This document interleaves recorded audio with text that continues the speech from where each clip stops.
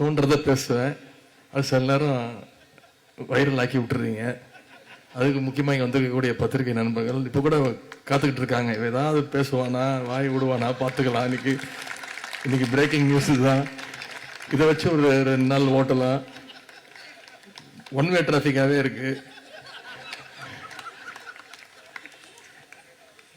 உங்களுக்கு எதுவும் கண்டென்ட் கொடுக்க மாட்டேன்.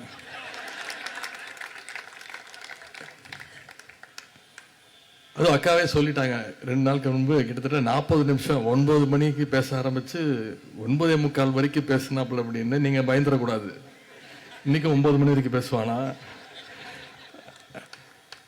அப்படியே 40 நிமிஷம் பேசுறதுனாலையும் நேற்று பல நிகழ்ச்சிகள் சிவகங்கை மாவட்டத்தில் அதே மாதிரி பேசுனதாலும் இன்னைக்கு குரல் சரியில்லாம இன்னைக்கு நீங்கெல்லாம் தப்பிச்சிருக்கீங்க.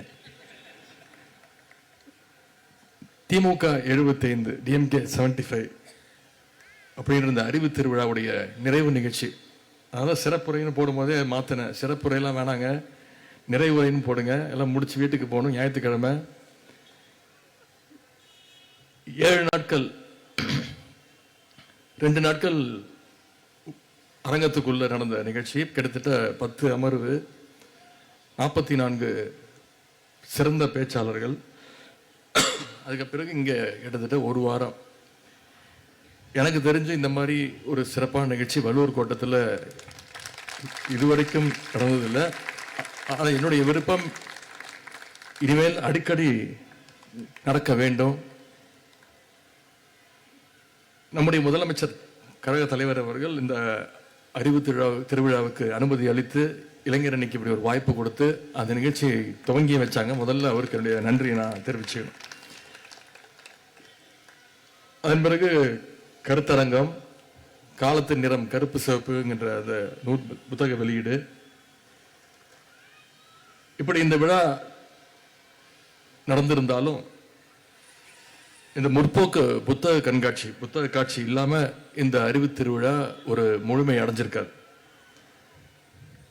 அரசியல் புத்தகங்களை மட்டுமே கொண்ட ஒரு புத்தக காட்சியை இவ்வளவு சிறப்பாக வேறு யாராலும் வெற்றிகரமாக நடத்தியிருக்கவும் முடியாது. இளைஞர் அணியினால் மட்டும்தான் சாத்தியம். அது திமுக இளைஞர் அணியினால் மட்டும்தான் அது சாத்தியம். பொதுவா புத்தக காட்சிக்கு போனீங்கன்னா, நானும் போயிருக்கேன். வருஷம் நடக்கின்ற புத்தக கண்காட்சிக்கு போயிடுவேன். புத்தக காட்சிகள் போய்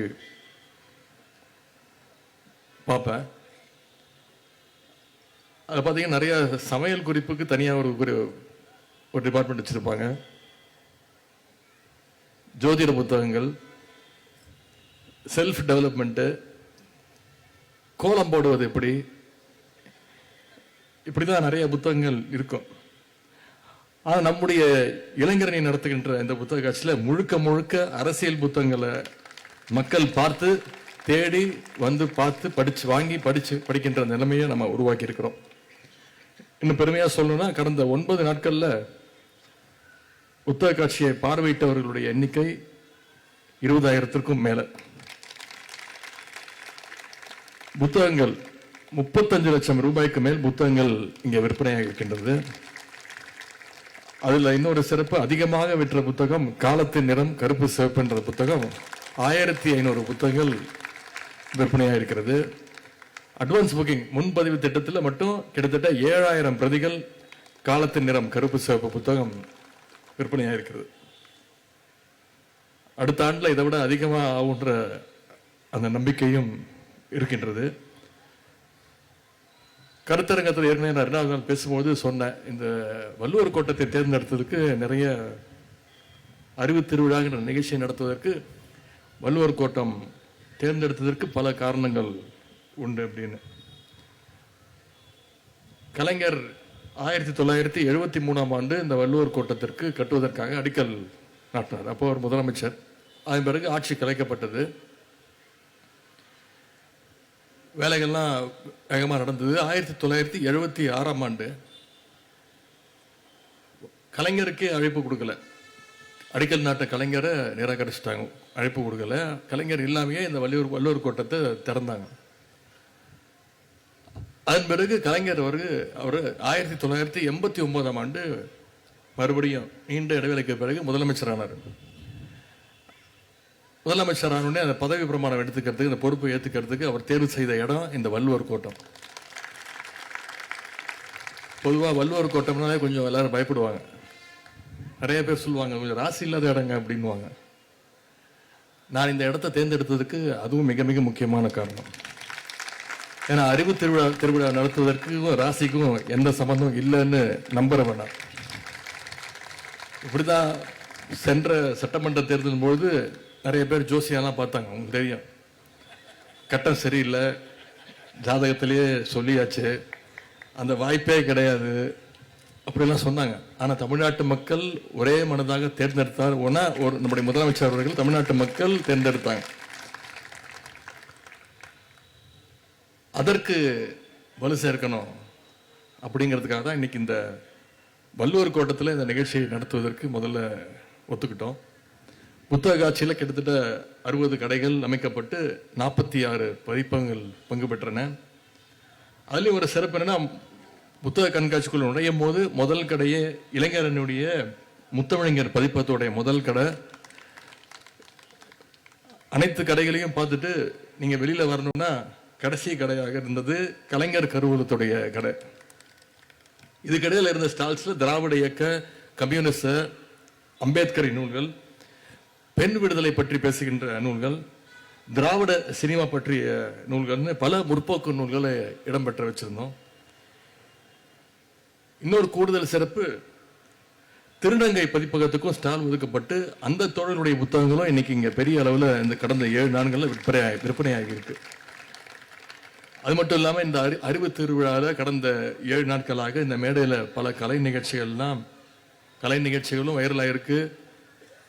பல்வேறு தலைப்புகளில் பேச்சாளர்களுடைய பேச்சும் இன்னைக்கு அனைவராலும் கவனிக்கப்பட்டிருக்கு. கடந்த 2 நாட்களாக ஏற்கனவே சொன்னது போல சிவகங்கை மாவட்டத்தில் சுற்றுப்பயணத்தில் இருந்தேன். அங்கே சுற்றுப்பயணத்தில் பல்வேறு உடன்பிறப்புகள், திராவிட இயக்கப்பட்டார்கள் பல பேரை சந்திச்சேன். அவங்க அத்தனை பேரும் சொன்ன வார்த்தை, பாராட்டினது, இளைஞரணி மிகச்சிறந்த முன்னெடுப்படுத்திருக்கீங்க, இந்த அறிவு திருவிழாவை ஒரு மிகச்சிறந்த எடுத்துக்காட்டு நிகழ்ச்சியாக நடத்தியிருக்கிறீங்க, அதற்கு எங்களுடைய பாராட்டுகள் அப்படின்னு சொன்னாங்க. இங்க பேசின பல பேர்ல கூட பேசியிருக்காங்க.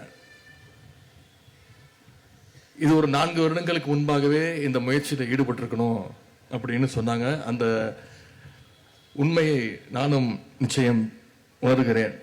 இனிமேல் நம்முடைய தலைவர் சொன்னது போல வருடம் வெவ்வேறு மாவட்டங்கள்ல நிச்சயம் இந்த அறிவு திருவிழாவை நம்முடைய இளைஞரணி இன்னும் சிறப்பாக நடத்துவதற்கான முயற்சிகளில் நாங்கள் ஈடுபடுவோம். இதையெல்லாம் பார்க்கும்பொழுது, இங்க வந்திருக்கக்கூடிய இந்த வரவேற்பை எல்லாம் பார்க்கும்பொழுது, இந்த அறிவு திருவிழாவை எந்த நோக்கத்திற்காக நடத்தணுமோ அந்த நோக்கம் நிறைவேறிக்குங்கிற நம்பிக்கை, மகிழ்ச்சி எனக்கு இங்க வந்திருக்கக்கூடிய வாசக பெருமக்கள், இளைஞர் தம்பிமார்கள் கொடுத்திருக்கிறீங்க. நம்ம கரெக்டான டார்கெட்டை நோக்கி பயணிச்சுட்டு இருக்கிறோம் அப்படிங்கிற அந்த மனநிறைவை நீங்க அத்தனை பேரும் எனக்கு கொடுத்திருக்கிறீங்க. எதற்காக இப்படி ஒரு நிகழ்ச்சி, எதற்காக இப்படி ஒரு முற்போக்கு திருவிழா, முற்போக்கு புத்தக காட்சி அப்படின்னு கேட்டீங்கன்னா, தமிழ்நாட்டு இருக்கக்கூடிய இளைஞர்களை அரசியல் படுத்த வேண்டும் அப்படிங்கிற அந்த ஒரே நோக்கத்தோடு தான் இந்த முயற்சி எடுக்கப்பட்டது. கழக இளைஞரணி தோழர்கள் நிறைய படிக்கணும், நிறைய கருத்துக்களை தெரிஞ்சுக்கணும்.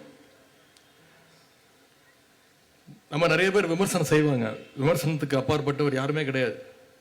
அப்படி விமர்சனம் செய்வங்களுடைய கருத்துக்களையும் நாம தெரிஞ்சுக்கணும், அதுக்கும் பதில் சொல்வதற்கு நாம தயாராக இருக்கணும். அந்த பதிலை தேடி நாம போகணும், அதுக்கு படிக்கணும், வரலாறு தெரிஞ்சுக்கணும். அந்த விமர்சனங்களுக்கு சரியான பதிலடி கொடுக்கும் போது நம்மளாலும் அரசியல் கணத்துல சரியான பாதையில போக முடியும், உறுதியா நிற்க முடியும் அப்படின்ற அந்த நம்பிக்கை தான். இளைஞர்களுடைய அறிவை வளர்க்கணும், ஆற்றலை பெருக்கணும்னு இவ்வளவு வேலைகளை நாம செஞ்சிட்டு இருக்கிறோம், இவ்வளவு மெனக்கெட்டு இவ்வளவு வேலைகளை செஞ்சிட்டு இருக்கிறோம். ஆனா இன்னைக்கு நாட்டில் பாத்தீங்கன்னா சில பேர் அவங்களுடைய தொண்டர்கள் அறிவாளிகள் இருக்கிறது அவங்களே தலைவர்களே விரும்புறதில்லை. எங்க தன்னுடைய தொண்டர்களுக்கு அரசியல் அறிவும் தெளிவும் வந்துட்டா அவங்களால இன்னும் அரசியலே நடத்த முடியாதுன்னு சில தலைவர்கள் பயந்துகிட்டு இருக்கிறாங்க. உதாரணத்திற்கு அண்ணா திராவிட முன்னேற்ற கழகத்தை எடுத்துக்கோங்க. அண்ணா திராவிட முன்னேற்ற கழகத்துடைய தொண்டர்களுக்கு பெரியார் கொள்கையை பத்தி தெரியாது, பேருங்க அண்ணா என்ன சொன்னாருன்னு தெரியாது. இன்னும் சொல்ல போனா அதிமுகன்ற கட்சி எதுக்காக தொடங்கப்பட்டதுன்னே அவங்களுக்கு தெரியாது. திமுகவை விமர்சிக்கணும், கலைஞரை எதிர்க்கணும் அப்படிங்கிற ஒரே நோக்கத்தோடு துவங்கப்பட்ட கட்சி தான் அண்ணா திராவிட முன்னேற்ற கழகம். இப்பவும் அந்த கொள்கைகள் தெரியக்கூடாதுன்னு அந்த கட்சியினுடைய நிரந்தர பொதுச் செயலாளர் திரு எடப்பாடி பழனிசாமி அவர்கள் இன்னும் அந்த பணியில் அவர் ஈடுபட்டிருக்கிறார்.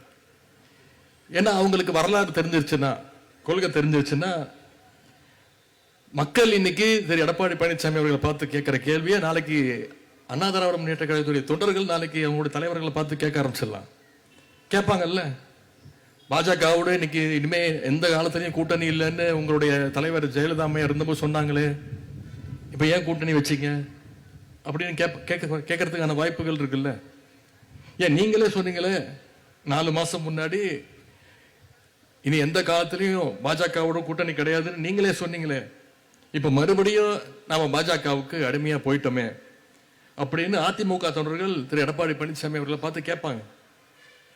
அதனாலதான் அந்த தொடர்களுக்கு எதுவுமே தெரியக்கூடாதுன்னு திரு எடப்பாடி பழனிசாமி அவர்கள் நினைக்கிறார்.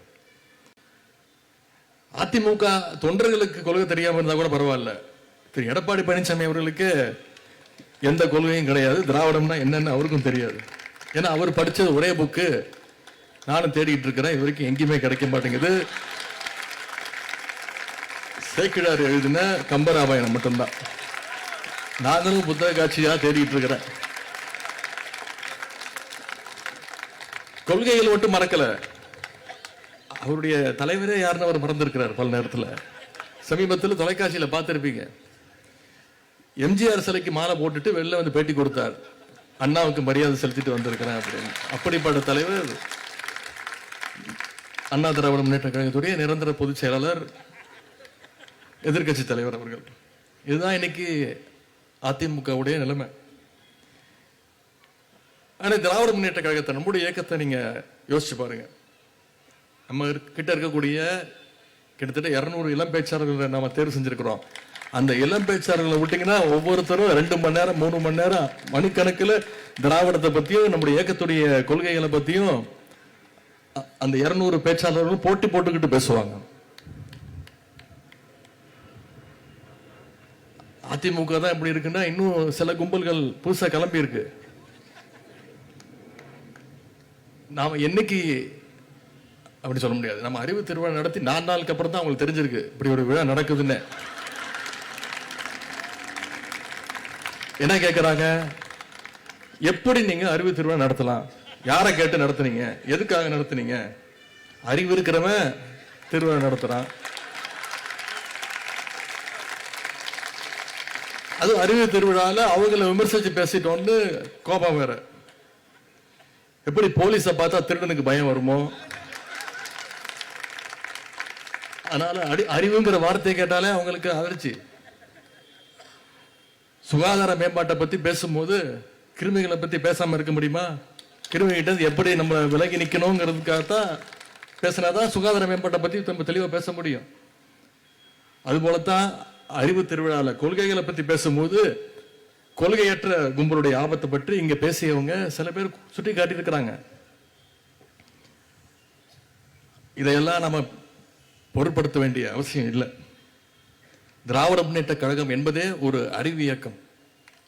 கழகத்தில் பயணிக்கிற ஒவ்வொருவரும் ஒவ்வொரு நாளுமே அறிவு திருநாள். குக்கிராமங்களில் கூட படிப்பகம் நடத்திய இயக்கம் நம்முடைய திராவிட முன்னேற்ற கழகம். சலூன் கடை, டீ கடை, சைக்கிள் ஸ்டாண்டுன்னு சாமானிய மக்களையும் அரசியல் பேச வச்ச இயக்கம் நம்முடைய திராவிட முன்னேற்ற கழகம். நம்முடைய ஒவ்வொரு தலைவர்களும் நூற்றுக்கணக்கான பத்திரிகைகளை தலைமையேற்று நடத்தினாங்க.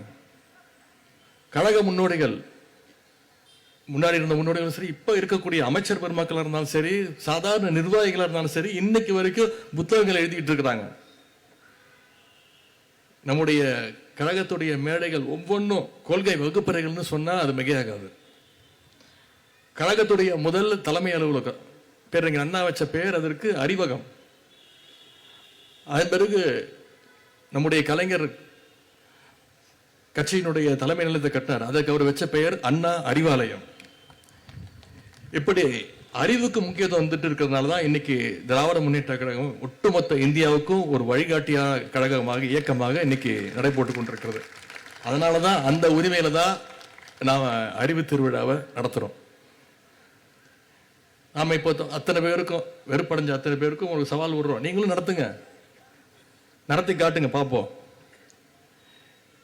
ஆகவே அடிமைகளையும் பாசிஸ்டுகளையும் கொள்கையற்ற வெற்று அட்டைகளையும் கண்டு நாம அச்சப்பட தேவையில்லை. அவங்களுக்கெல்லாம் நம்ம பதில் சொல்ல தேவையில்லை. நிச்சயம் சொல்றேன், இந்த அறிவு திருவிழா கழக வரலாற்றில் என்னைக்கும் நிச்சயம் நீடித்து நிலைக்கும். இன்னைக்கு அறிவு திருவிழா நிறைவு பெற்று வள்ளுவர் கோட்டத்திலிருந்து நாம் எல்லாம் புறப்படுறோம். ஏதோ இளைஞரணி அமைப்பாளர்கள் சகோதரர்லாம் பார்க்கும்பொழுது ஏதோ காலேஜ் ஃபேர்வெல் டே முடிச்சுட்டு நண்பர்களை விட்டு கிளம்புற மாதிரி உங்களுடைய முகத்துல ஒரு சோகம் தெரியுது. சோகமா மகிழ்ச்சியான்னு போக போக தெரியும். நாம இங்க இருந்து புறப்பட்டு அடுத்த வேலையை பார்க்க போறது இல்லை. அடுத்த வேலை என்னன்னா, அடுத்து வர இருக்கக்கூடிய சட்டமன்ற தேர்தல் வேலையை பார்க்க போறோம். இந்த அறிவு திருவிழாவில் நம்ம பேசின விஷயங்களை, பரிமாறிக்கொண்ட கருத்துக்களை, கேட்ட கருத்துக்களை பட்டி தொட்டிக்கும் நம்ம போய் சேர்க்கணும். அதற்காகத்தான் இந்த அறிவு திருவிழா நடத்தப்பட்டது. தெருமுனை கூட்டங்கள், தலைவர் சொன்ன மாதிரி சின்ன சின்ன யூடியூப் வீடியோஸ், ரீல்ஸு, சோசியல் மீடியான்னு நம்முடைய கருத்துக்களை நம்ம பகிர்ந்துக்கணும். ஏன்னா இன்னைக்கு நாடு மிக மிக முக்கியமான ஒரு காலகட்டத்தில் நம்முடைய நாடு இருக்கின்றது. இவ்வளவு நாட்களாக எதிர்கட்சிகளை மிரட்ட இடி, ஐடி, சிபிஐ போன்ற அமைப்புகளை வச்சு பயமுறுத்திட்டு இருந்தாங்க. சில நாட்களுக்கு முன்பு என்ன கூட பயமுறுத்த முயற்சி பண்ணாங்க இடியை வச்சு. அதுக்கெல்லாம் பயப்படுற ஆளா நானு?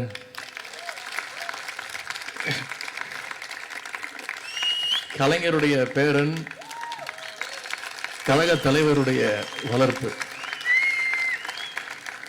எதிர்கட்சிகளை முடக்க இன்னைக்கு எலெக்ஷன் கமிஷனே அந்த வேலையில் இறங்கி இருக்கு.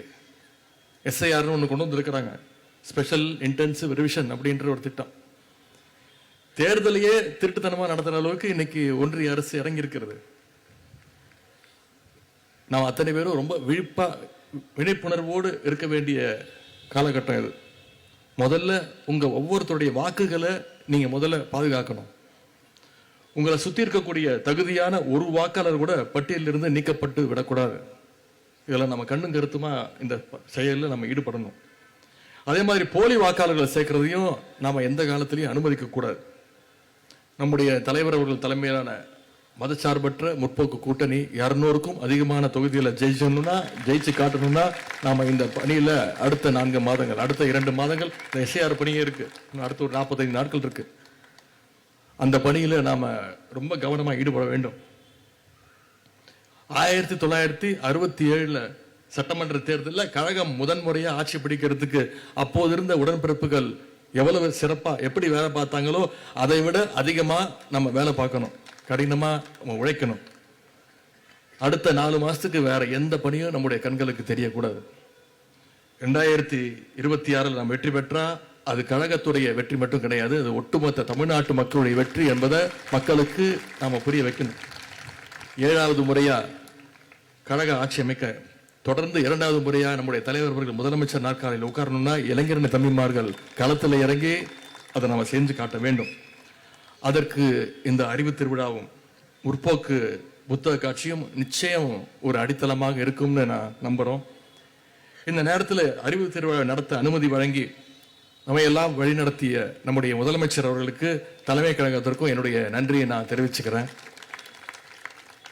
பங்கேற்ற அத்தனை பதிப்பகங்களுக்கும், இரவு பகலாக உழைத்த அத்தனை பணியாளர்களுக்கும் என்னுடைய நன்றியை நான் தெரிவிச்சுக்கிறேன்.